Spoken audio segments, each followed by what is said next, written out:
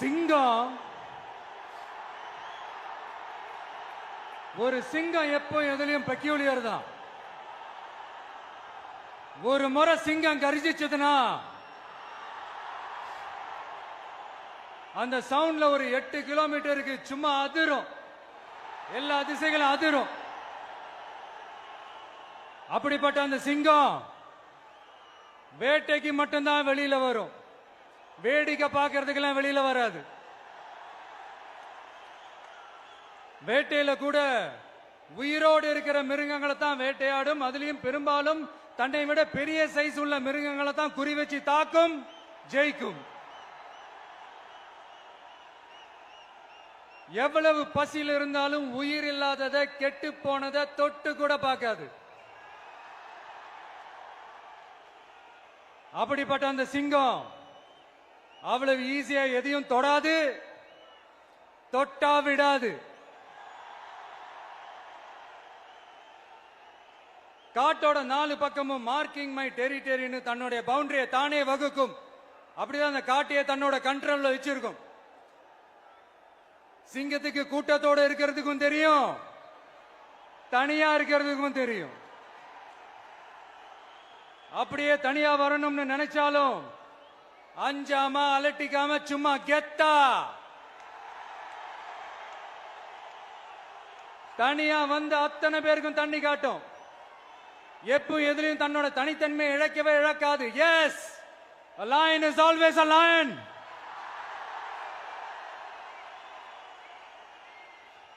There are so many jackals and other animals in the forest, but there will be only one lion. And even if it is single, it will be the king of jungle. It is not only a description but also a clear declaration. சிங்கத்தை பத்தி பேசிட்டு நம்ம சிங்க குட்டிகளையும் சிங்க பெண்களையும் பத்தி நம்ம பேசாம இருக்க முடியுமா? அவங்கள எப்படி நான் மறப்பேன்? அவங்க தான் என்னுடைய உயிராச்சே. என் நெஞ்சில் குடியிருக்கும்.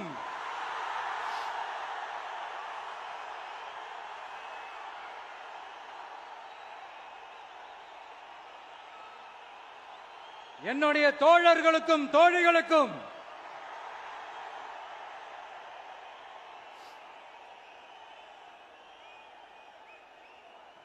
நேர்ல வர முடியாத சூழல்ல வீட்ல இருந்துகிட்டே நம்மளோட இந்த மாநாட்டில் நேரலை வாயிலாக கலந்துகிட்டு இருக்கிற என்னுடைய அம்மாக்கள், அக்கா தங்கைகள், அண்ணன் தம்பிகள், நண்பர்கள் அனைவருக்கும் என்னோட உயிர் வணக்கம். என்னோட உயிர் வணக்கம், என்னோட உயிர் வணக்கம்.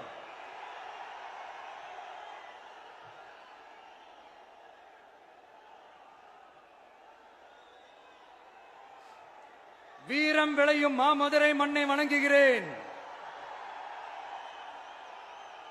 இந்த மதுரைனாலே உடனே ஞாபகத்துக்கு வரது சீறி பாஞ்சி துள்ளி குதிக்கிற யாருக்கும் அடங்காத காளைகள் விளையாடுற அலங்காநல்லூர் ஜல்லிக்கட்டு தான். நம்ம வைகை ஆறுதான் அழகர் ஆத்துல இறங்குற வைபவம். மதுரை மீனாட்சி அம்மன் இந்த மண்ணோட உண்மையான குணம், உணர்வு பூர்வமான மண் இது.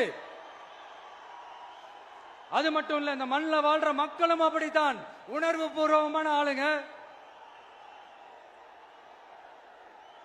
நான் இந்த மண்ணில் கால் எடுத்து வச்ச உடனே ஒரே ஒருத்தரை பத்தி தான் மனசுக்குள்ள ஓடிக்கிட்டே இருந்தது.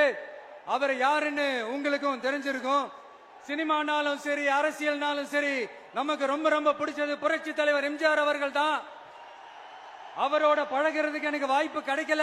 ஆனா அவரை மாதிரியே குணம் கொண்ட என்னுடைய அண்ணன் புரட்சி கலைஞர் கேப்டன் விஜயகாந்த் அவர்களோட பழகிறதுக்கு எனக்கு நிறையவே வாய்ப்பு கிடைச்சது. அவரும் இந்த மதுரை மண்ணை சேர்ந்தவர் தானே, அவரை மறக்க முடியுமா? தமிழ்நாட்டு மக்கள் உணர்வுபூர்வமா உண்மையா நம்ம பக்கத்திலே நிக்கிறவங்க, அதுக்கு ஒரு மிகப்பெரிய அடையாளம் தான் இந்த மதுரை மண். நம்ம தமிழக வெற்றி கழகம் கையில் எடுத்திருக்கிற அரசியலும் அப்படித்தான்.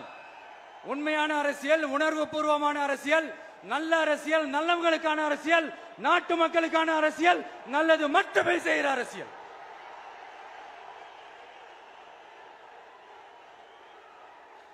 இதோ நம்மளுடைய இந்த இரண்டாவது மாநில மாநாடு வாகை சூடும் வரலாறு திரும்புகிறது. அப்படி இந்த மாநாட்டுக்கு பேர் வச்சிருக்கிறோம். 1967லயும் 1977லயும் நம்ம தமிழக அரசியல் ஒரு மிகப்பெரிய ஆட்சி அதிகார மாற்றங்கள் ஒண்ணு நடந்துச்சு இல்லையா?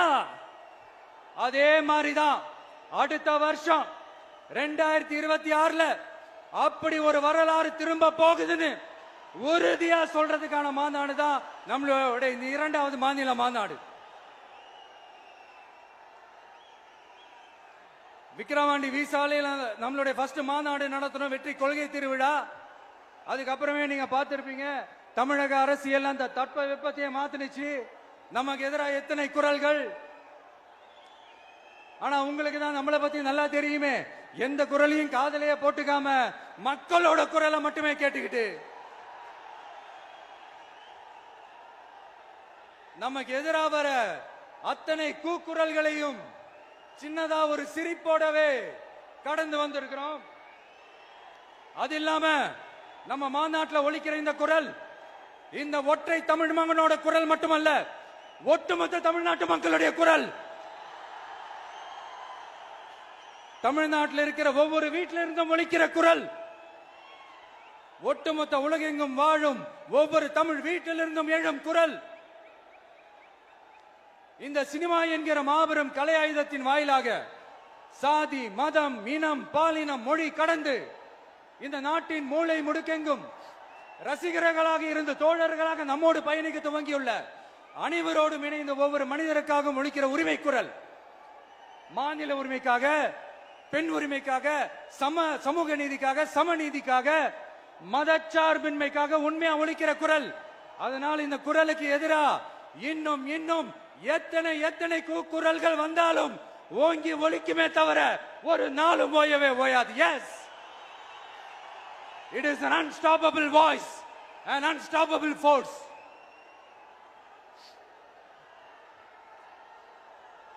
நம்ம அரசியலுக்கு வர்றதுக்கு முன்னாடி அட இவரெல்லாம் வர மாட்டாரியா, அவரே வரல, இவரே வரல, இவருங்க வர போறாரு அப்படின்ட்டு நிறைய பேர் ஜோஷியம் சொன்னாங்க. அப்புறம் நம்ம கட்சியினுடைய பேர் அறிவிச்சதுக்கு அப்புறம் பேரு தானே அறிவிச்சிருக்கிறாரு, மக்கள் கிட்ட பேரு வாங்கணும்ல, அதெல்லாம் முடியாதுன்னாங்க. அப்புறம் ரொம்ப முக்கியமா மாநாடுலாம் எவ்வளவு பெரிய விஷயம், அதெல்லாம் இவர் ஒத்தால எப்படி பண்ண முடியும், சும்மா பக்கத்துல புசியானதை வச்சுக்கிட்டு மாநாடுல எப்படி நடத்தி காட்ட முடியும், அதெல்லாம் அவங்களால முடியாது. அப்புறம் மழை பெஞ்சு எல்லாத்தையும் எடுத்துரும். ஏன் என் கூட இருக்கிறவங்களே கூட தான் சொன்னாங்க. அதுக்கப்புறம் என்ன நடந்துச்சுன்னு உங்க எல்லாருக்குமே தெரியும். இப்ப புதுசா ஒண்ணு சொல்ல ஆரம்பிச்சிருக்கிறாங்க. அது என்னடானா, ஆட்சியை பிடிக்கிறதெல்லாம் அவ்வளவு ஈஸி இல்லை இல்லையா. இப்ப அதெல்லாம் விட்டாங்க, இப்ப இங்க வந்துட்டாங்க. இவர் நேரா ஷூட்டிங்ல இருந்து வருவாராம், வந்து ஆட்சியை பிடிப்பாராம். அது எப்படி இவராலே முடியும், அவராலே முடியல, இவராலே முடியல, அவருக்கு அத்தனை வருஷம் ஆச்சு, இவராலே எப்படி முடியும் ஒரு பக்கம். இன்னொரு பக்கம் கூட்டம் எல்லாம் ஓகே தான், அது எப்படி ஓட்டா மாறும் அப்படின்றது இன்னொரு பக்கம். இப்படி கதை, திரைக்கதை, வசனம், இயக்கம், பாடல்கள்,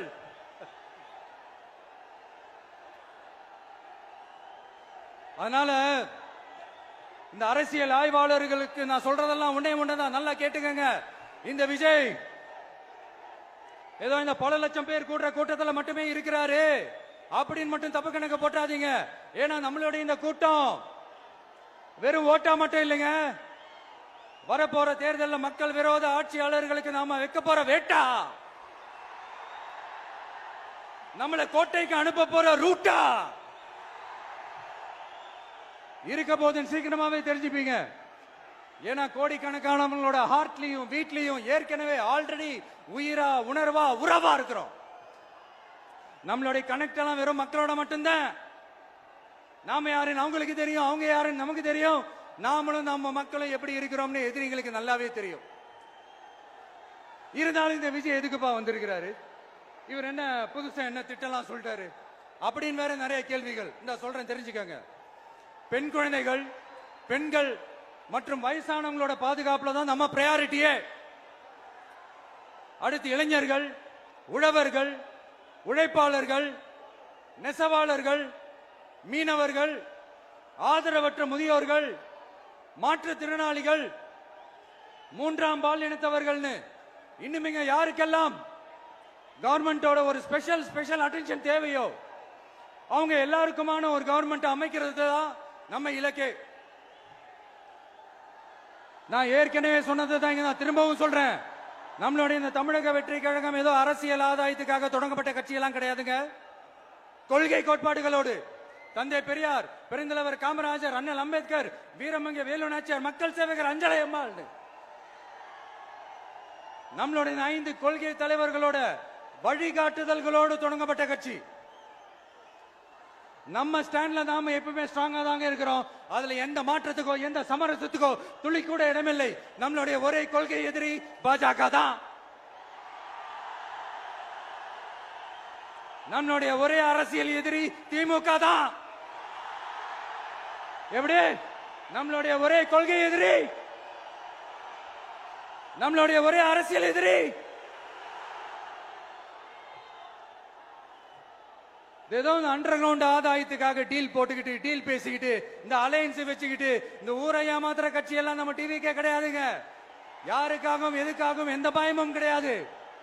மாபெரும் பெண்கள் சக்தி நம்மளோட இருக்கிறாங்க, மாபெரும் இளைஞர்கள் சக்தி நம்மளோட இருக்கிறாங்க, ஒட்டுமொத்த தமிழ்நாட்டு மக்களுடைய சக்தி நம்மளோட நிக்கிறாங்க. அப்படி இருக்கும்போது இந்தியாவில் இருக்கிற எல்லா ஸ்டேட்லயும் வாழ்ற நம்ம தமிழ் நெஞ்சங்கள் மட்டும் இல்ல, உலகம் பூரா 100க்கும் மேலான நாடுகள்ல வாழ்ற நம்ம தாய் தமிழ் உறவுகள் எல்லாருமே என்ன விஜய் தளபதி விஜய் இல்லனா விஜய் தளபதி இப்படி சொந்தம் கொண்டாடுற கோடிக்கணக்கானவங்களோட அன்பு மாசியும் நம்மளோட இருக்கும் போது, இவங்க எல்லாருமே நம்மளோட நிக்கும் போது எதுக்குங்க இந்த பாசிச பாஜகவோட நேரடி கூட்டணியோ இல்ல மறைமுக கூட்டணியோ உறவு வச்சுக்க? நாம என்ன உலகமாக ஊழல் கட்சி? என்ன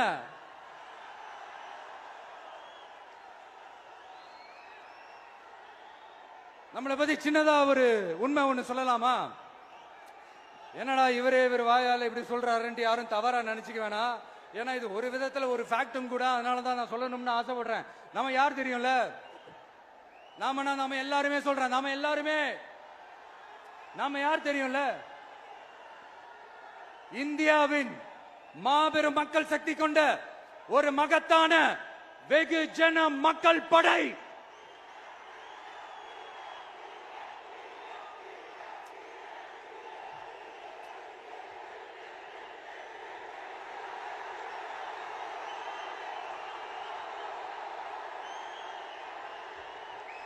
அதனால நம்ம தலைமையில நாம் அமைக்க போற இந்த உண்மையான மக்களாட்சிக்கான அச்சாரமாக மாபெரும் மக்கள் சக்தியே அணி அணியாக நம்மளோட திரண்டு நிக்கிறப்போ இந்த அடிமை கூட்டணியில சேர வேண்டிய அவசியம் நமக்கு இருக்குங்க. நம்மளுடைய இந்த கூட்டணி சுயம் இழந்த கூட்டணியால இருக்காது, சுய மரியாதை கூட்டணியா தான் இருக்கும். இந்த ஒரு பக்கம் RSS கிட்ட அடிபணிஞ்சுக்கிட்டு, இன்னொரு பக்கம் மதச்சார்பற்ற கூட்டணின்னு இந்த மக்களை ஏமாத்துற கூட்டணியால நம்ம கூட்டணி இருக்காது.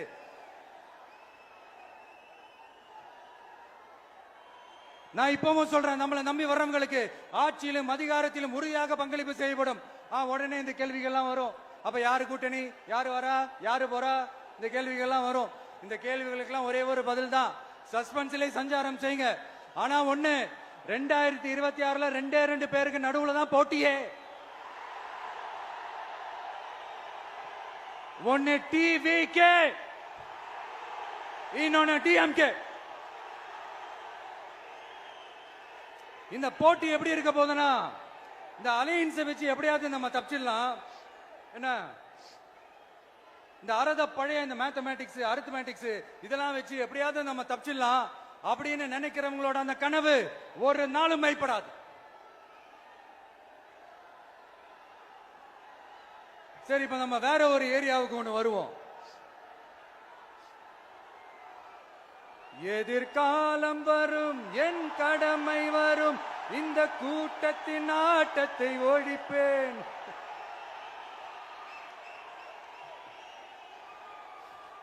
மக்கள் அரசியல் என்ற அந்த சவுக்க கையில் எடுக்கலாமா? யாருக்கு எதிரான தானே கேக்குறீங்க? வேற யாரு? மறைமுக உறவுக்காரர்களான பாசிச பாஜகவும் பாய்சன் திமுகவும் தான். மாண்புமிகு பிரதமர் நரேந்திர மோடிஜி அவர்களே,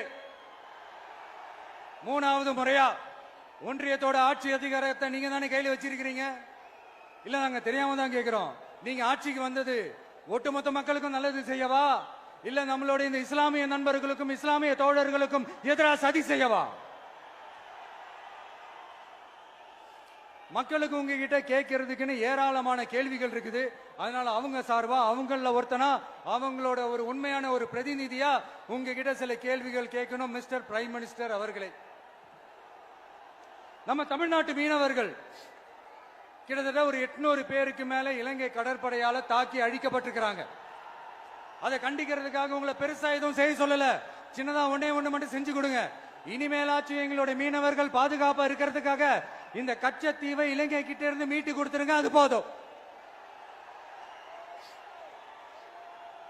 உங்களுடைய இந்த முரட்டு பிடிவாதத்தால நீங்க நடத்துற இந்த நீட்டு தேர்வு, அதனால இங்க என்னென்ன நடக்குதுன்னு சொல்றதுக்கே மனசு வலிக்குது.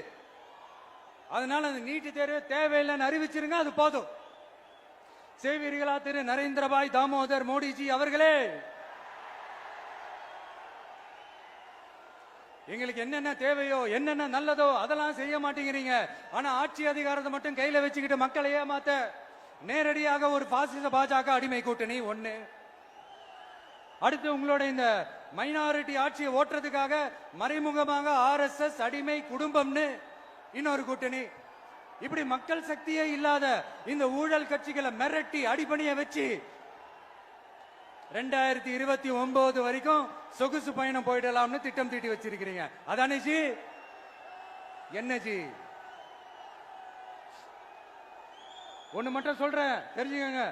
என்னதான் நீங்க இந்த நேரடி மறைமுக கூட்டணி குட்டிகரணம் போட்டாலும் தாமரை இலையில தண்ணியே ஒட்டாது. தமிழக மக்கள் மட்டும் எப்படி ஒட்டுவாங்க?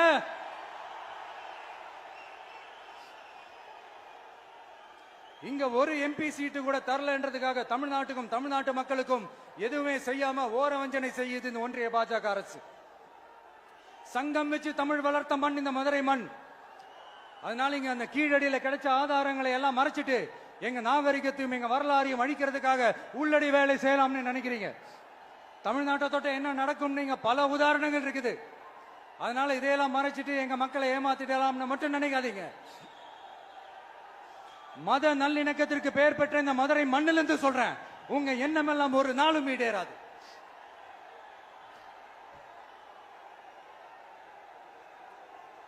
எம்ஜிஆர்னா யார் தெரியும்ல? அவர் மாஸ்னா என்னன்னு தெரியும்ல? அவர் உயிரோடு இருக்கிற வரைக்கும் அந்த சிஎம் சீட்டை பத்தி ஒருத்தராலையும் நினைச்சு கூட பார்க்க முடியல, கனவு கூட காண முடியல. எப்படியாவது அந்த சிஎம் சீட்டை என்கிட்ட கொடுத்துருங்க, என் நண்பர் எம்ஜிஆர் திரும்ப வந்ததுக்கு அப்புறம் நான் திருப்பி கொடுத்துறேன்னு தன்னோட எதிரியை கூட மக்கள் கிட்ட கெஞ்ச வச்சவர் எம்ஜிஆர். எப்படி கெஞ்ச வச்சவர்? அதனால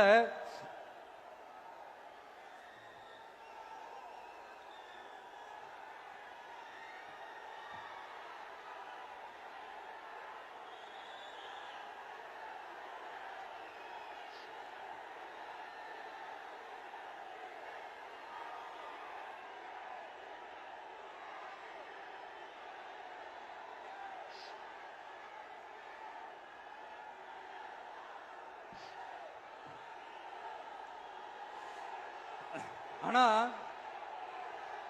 இப்போ அவர் ஆரம்பிச்ச அந்த கட்சியை, எம்ஜிஆர் அவர்கள் ஆரம்பிச்ச அந்த கட்சியை கட்டி காக்கிறது யாரு? இன்னைக்கு அந்த கட்சி எப்படி இருக்குது? அத நான் சொல்லிதான் உங்களுக்கு தெரியணுமா என்ன? அப்பாவி தொண்டர்கள் அதை வெளியில சொல்ல முடியாம வேதனையில தவிக்கிறாங்க.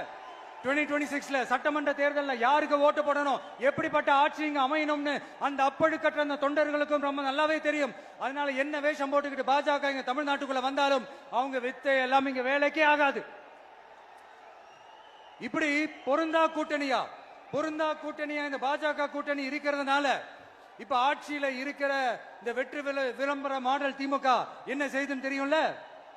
பாஜகவோட உள்ளுக்குள்ள ஒரு உறவை ஒண்ணு வச்சுக்கிட்டு வெளியில எதிர்க்கிற மாதிரி, அப்படி எதிர்க்கிற மாதிரி ஒரு டிராமா ஒண்ணு பண்ணிக்கிட்டு எதிர்கட்சியா இருந்தா போங்க மோடின்னு பலூன் விடுறது, ஆளுங்கட்சியா இருந்தா வாங்க மோடின்னு கொடை பிடிச்சுக்கிட்டு கும்பிடு போடுறது.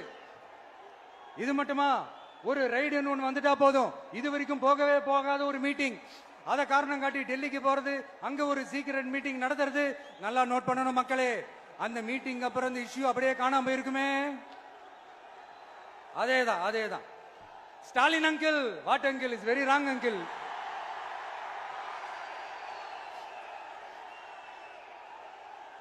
இப்படி தமிழ்நாட்டில் இப்ப நடக்கிற இந்த ஆட்சியினுடைய லட்சணத்தை பார்த்துக்கிட்டு நாம எப்படி சும்மா இருக்க முடியும்?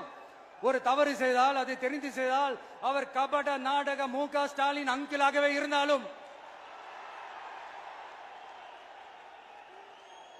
அங்கிள் உங்களுக்கு மனசாட்சின்னு ஒண்ணு இருந்துச்சுன்னா நாங்க கேட்கிற கேள்விகளுக்கு மட்டும் கொஞ்சம் பதில் சொல்லுங்க அங்கிள். நீங்க நடத்துற இந்த ஆட்சியில நேர்மை இருக்கா? நியாயம் இருக்கா? ஊழல் இல்லாம இருக்கா? சட்டம் ஒழுங்கு சரியா இருக்கா? பெண்களுக்கு பாதுகாப்பு இருக்கா? பொதுமக்களுக்கு பாதுகாப்பு இருக்கா? இயற்கை வளங்களுக்கு பாதுகாப்பு இருக்கா? சொல்லுங்க மை டியர் அங்கிள், சொல்லுங்க. டாஸ்மாக்ல மட்டுமே இது வரைக்கும் 1000 கோடிக்கு மேல ஊழல் சொல்றாங்க. அதுல மட்டுமா தப்பு நடக்குது? வேற எதுல தான் நடக்கல? உலகத்திலே மிஸ்டர் கிளீன் ரெக்கார்ட்ஸ் எல்லாம் உங்களுக்கும் உங்க கூட இருக்கிறவங்களுக்கும் மட்டும்தான் அங்கிள் கொடுக்கணும். இத பார்த்து வாயே இல்லாத ஊரு கூட வயிறு வலிக்கு சிரிக்குது. பெண்களுக்கு 1000 ரூபாய் கொடுத்துட்டீங்கன்னா போதுமா அங்கிள்? அப்படியே அது மூடி மறைச்சிடலான்னு பாக்குறீங்களா? படிக்கிற இடத்துல, வேலைக்கு போற இடத்துல, வெளியில போற இடத்துலன்னு அவங்களுக்கு பாதுகாப்பே இல்லைன்னு ஒட்டுமொத்த பெண்களும் கதறாங்க. அந்த கதறல் சத்தம் ஏதாவது உங்க காதுல கேக்குதா அங்கிள்? இதுல வேற உங்க அப்பான்னு கூப்பிடுறாங்கன்னு வேற சொல்றீங்க. What is this uncle? Is very very wrong uncle, is very very wrong. பெண்களுக்கு மட்டுமா பொய் வாக்குறுதி கொடுத்து ஏமாத்துறீங்க? அரசு ஊழியர்கள், ஆசிரியர்களை ஏமாத்துறீங்க, விவசாயிகளை ஏமாத்துறீங்க, பரந்தூர்ல பாதிப்பே வராதுன்னு சொல்லி ஏமாத்துறீங்க, மீனவர்களை ஏமாத்துறீங்க, போதைப் பொருள் கலாச்சாரத்தை ஒழிக்காம ஏமாத்துறீங்க. ஐயோ, very very வஸ்ட் uncle, very very வஸ்ட். எப்படி கேட்டாலும் இவங்க கிட்ட இருந்து எந்த பதிலும் வரப்போறதில்லை. ஏன்னா இருந்தா தானே. இப்ப ஆட்சியில இருக்கிற நம்மளுடைய அங்கிள் பதில் சொல்றது இருக்கட்டும். மக்களை நீங்க சொல்லுங்க, நீங்க உண்மையை சொல்லுங்க. செய்வோம்னு சொன்னாங்களே, சொன்னதெல்லாம் செஞ்சாங்களா? உங்களை தான் கேக்குறேன், சொன்னதெல்லாம் செஞ்சாங்களா? சத்தமா மை டியர் அங்கிள், கேக்குதா? மக்களோட சத்தம் கேக்குதா? இது வெறும் சாதாரணமான முழக்கம் தான். கூடிய சீக்கிரம் மக்களை போய் சந்திக்க போறேன், அவங்களோட மனசு விட்டு பேச போறேன். அதுக்கப்புறம் இந்த சாதாரணமான முழக்கம் இடி முழக்கமா மாறும். அத்தோட நிக்காது. அந்த இடி முழக்கம் தமிழ்நாட்டோட போர் முழக்கமா மாறும். அந்த போர் முழக்கம் உங்களை ஒரு நிமிஷம் கூட தூங்க விடாது. நடக்குதா இல்லையான்னு பாருங்க. என்னடா இவன் இவ்வளவு ஸ்ட்ராங்கா சொல்றானேன்னு பாக்குறீங்களா? எல்லாரும் கட்சி ஆரம்பிச்சதுக்கு அப்புறம் தான் ஒவ்வொரு வீட்டுக்குள்ளேயும் போறதுக்கு ட்ரை பண்ணுவாங்க. ஆனா நாங்க அப்படி இல்லை. ஒவ்வொரு வீட்டுக்குள்ளேயும் போனதுக்கு அப்புறம் தான் கட்சியாவே ஆரம்பிச்சிருக்கிறோம்.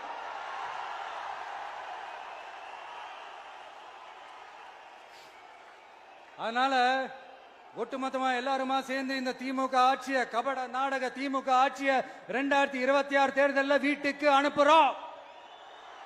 வீட்டுக்கு அனுப்புறோம். என்ன நண்பா, சரிதானே? என்ன நண்பி, செய்வீர்கள் தானே? இப்போ உங்களுக்கு சின்னதா ஒரு சர்ப்ரைஸ். நம்ம கட்சியினுடைய வேட்பாளர் பட்டியலை இப்ப நான் அறிவிக்க போறேன். மதுரை கிழக்கு வேட்பாளர் விஜய். இன்னும் முடிக்கல. ஒரு நிமிஷம், இன்னும் முடிக்கல. மதுரை மேற்கு வேட்பாளர் விஜய். மதுரை மத்தி வேட்பாளர் விஜய். மதுரை தெற்கு வேட்பாளர் விஜய். மதுரை வடக்கு வேட்பாளர் விஜய். மேலூர் விஜய். சோழவந்தான் விஜய். திருப்பரங்குன்றம் விஜய். திருமங்கலம் விஜய். உசலம்பட்டி விஜய்.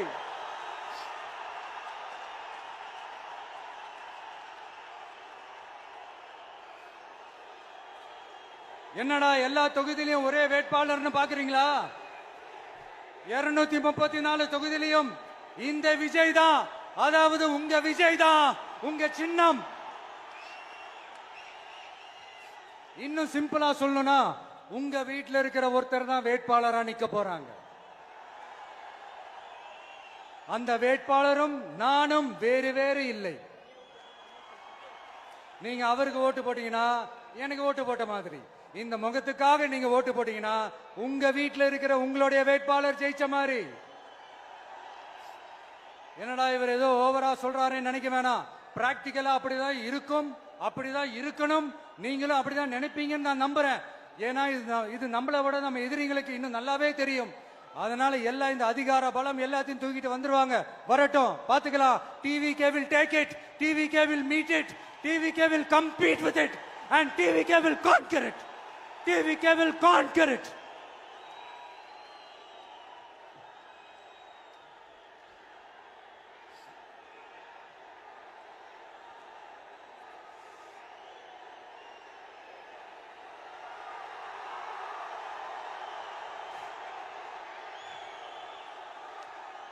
இந்த நேரத்தில் நம்ம மனசுல இருக்கிறத மக்கள் கிட்ட சொல்லி ஆகணும். தூத்துக்குடி ஸ்னோலினோட அம்மா என்ன அவங்களோட தம்பி, இன்னும் அவங்க பொண்ணுக்கு நான் தாய் மாமன்னு சொன்னாங்க. அந்த அக்காவோட குழந்தைங்க மட்டும் இல்லைங்க, என்ன அண்ணனா தம்பியா நினைக்கிற தமிழ்நாட்டில் இருக்கிற என்னோட எல்லா சகோதரிகளின் குழந்தைகளுக்கும் நான் இன்னைக்கு மட்டும் இல்ல, என்னைக்குமே ஒரு தாய் மாமனா தான் இருப்பேன். நீங்க எல்லாரும் என்னுடைய ரத்த உறவு, கூட பிறந்த பொறுப்பு. என் வீட்டு ரேஷன் கார்டுல வேணா உங்க பேர் இல்லாம இருக்கலாம், உங்க வீட்டு ரேஷன் கார்டுல வேணா என் பேர் இல்லாம இருக்கலாம். ஆனா நாம் எல்லாரும் ஒண்ணுதான், உறவுதான். நமக்கு இடையே எந்த அரசியலும் உள்ள நுழையவே முடியாது. என்கிட்ட இருந்து உங்களையும் உங்ககிட்ட இருந்து என்னையும் எந்த சக்தியாலும் பிரிக்கவே முடியாது. அப்புறம் நான் ஒன்னும் இந்த மார்க்கெட் போனதுக்கு அப்புறம், ரிட்டையர் ஆனதுக்கு அப்புறம் அடைக்கலம் தேடி அரசியலுக்கு வரல, படைக்கலனோட வந்திருக்கிறோம். பவர்ஃபுல் போர்ஸோட, மாபெரும் படை வரிசையோட, எல்லாத்துக்கும் தயாராகி தான் வந்திருக்கிறோம். இவ்வளவு தயாரா நாம அரசியலுக்கு வர்றதுக்கு ரொம்ப ரொம்ப முக்கிய காரணம் ஒண்ணு இருக்கு. அது என்ன தெரியுமா? நன்றி கடன், நன்றி கடன், நன்றி கடன். கிட்டத்தட்ட ஒரு 30 வருஷமா, 30 வருஷத்துக்கு மேல நீங்க தான், நம்ம மக்கள் தான் என் கூட நிக்கிறீங்க, எனக்காக நிக்கிறீங்க, என்ன தாங்கி பிடிக்கிறீங்க, மனசுல ஏந்தி பிடிக்கிறீங்க, தாய் அன்போட மடியில ஏந்திக்கிறீங்க. உண்மையை சொல்லணும்னா வேற யாரை விடவும் எனக்கு இந்த அன்பையும் ஆதரவையும் கொடுத்திருக்கிறீங்க. என் மேல உயிரையே வச்சிருக்கிறீங்க. என்ன உங்க வீட்டுல ஒருத்தனாவே ஆக்கிட்டீங்க. நீங்க எனக்கு கடவுள் கொடுத்த வரம்.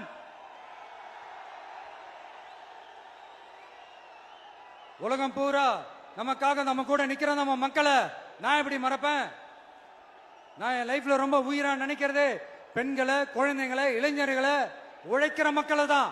இவங்க தான் நம்மளோட வகைரா. இத பார்த்துதான் நம்மளோட எதிரிகளுக்கு பத்தி எரியுது.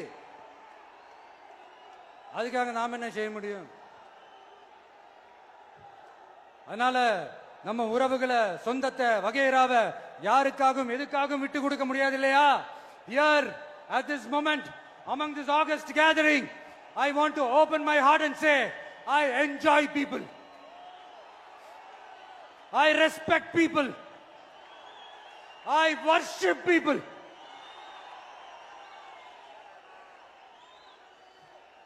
சரிப்பா, இவ்வளவு செஞ்ச நம்ம மக்களுக்கு நன்றி கடனா உன்னால முழுமையா செலுத்த முடியுமான்னு கேட்டா சத்தியமா சொல்றேன், என்னால முடியாதுதான்.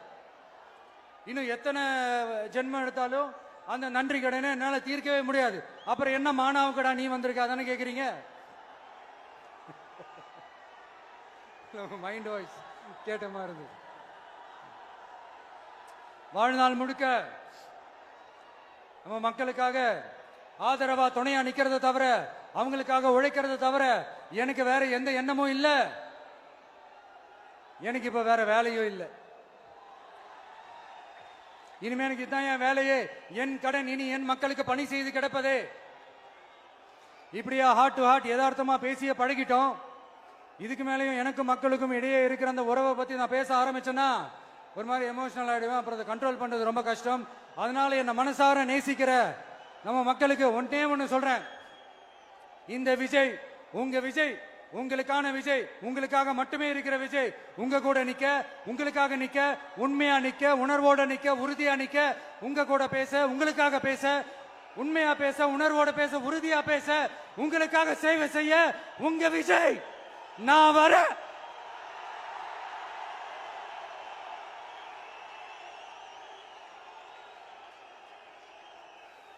சொல்லல முக்கியம், செயல் செயல் செயல் தான் முக்கியம். செய்கை தான் சும்மா சிறப்பா இருக்கணும். நான் ஆட்சிக்கு வந்தேன்னா சும்மா அது செய்வேன், இது செய்வேன், நல்லது செய்வேன், உருட்டுவேன், புரட்டுவேன், அதெல்லாம் கிடையாது. செய்யறதுக்கு நல்லது, செய்யறதுக்கு நல்லது செய்யறதுக்கு மட்டும்தான் இந்த விஜய். அப்புறம் ஒரு அரசியல் தலைவன் அவன் சினிமாக்காரனா, நல்லவனா, கெட்டவனா, இதெல்லாம் தாண்டி அவன் உண்மையானவனா, அதுதான் ரொம்ப ரொம்ப முக்கியம். இது சம்பந்தமா ஒரு குட்டி கதை ஒண்ணு சொல்றேன். ஒரு நாட்டுல ஒரு ராஜா தனக்கு பக்கபலமா இருக்கிறதுக்காக, கூட துணையா இருக்கிறதுக்காக ஒரு தளபதியை தேடுறாரு. சரியான தகுதிகளோட ஒரு 10 பேர் செலக்ட் ஆகுறாங்க. ஆனா அதுல ஒருத்தர் மட்டும் தான் செலக்ட் பண்ணணும். அதனால அந்த ராஜா என்ன பண்றாருன்னா ஒரு டெஸ்ட் வைக்கிறாரு. அந்த 10 பேர் கையிலையும் விதை நெல்லை கொடுத்து இதை நல்லா வளர்த்து கொண்டு வாங்க, ஒரு 3 மாசம் கழிச்சு வாங்கன்னு சொல்லி அனுப்பி வச்சிடுறாரு. 3 மாசம் கழிச்சு வரும்போது அதுல ஒருத்தர் ஆளு உயரத்துக்கு வளர்த்திருந்தாரு, ஒருத்தர் தோல் உயரத்துக்கு வளர்த்திருந்தாரு. அதுல ஒரு 9 பேரும் நல்லா வளர்த்து கொண்டு வந்திருந்தாங்க. ஒருத்தர் மட்டும் வெறும் தொட்டியோடவே வந்தாரு.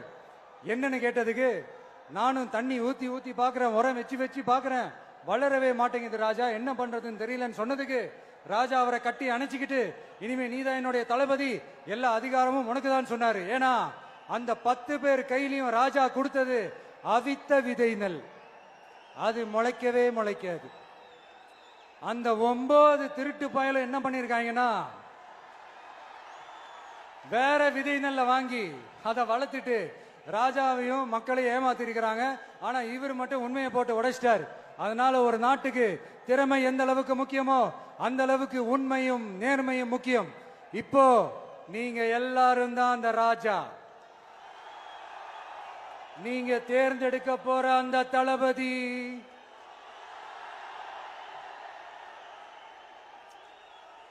சும்மா சினிமாக்காரன் சினிமாக்காரன் சினிமாக்காரன். அம்பேத்கர் அவர்களை தோக்கடிச்சது சினிமாக்காரன் இல்ல, அரசியல்வாதி. காமராஜர் அவர்களை தோக்கடிச்சது, இங்க விருதுநகர் பகுதியில் தோக்கடிச்சது சினிமாக்காரன் இல்ல, இன்னொரு அரசியல்வாதி. இன்னைக்கும் நம்ம கூட வாழ்ந்துட்டு இருக்கிற நல்ல கண்ணு ஐயாவை தோக்கடிச்சது சினிமாக்காரன் இல்ல, அரசியல்வாதி. இப்படிப்பட்ட நல்ல நல்ல தலைவர்களை எதிர்த்து நின்று தோக்கடிக்கணும்னு அந்த எண்ணத்தை உருவாக்குனது சினிமாக்காரன் இல்ல, அரசியல்வாதி. அதனால எல்லா அரசியல்வாதியும் அறிவாளியும் கிடையாது, எல்லா சினிமாக்காரனும் முட்டாளும் கிடையாது. கான்பிடண்டா இருங்க, நல்லதே நடக்கும், வெற்றி நிச்சயம். மீண்டும் சந்திக்கும் வரை நன்றி, வணக்கம்.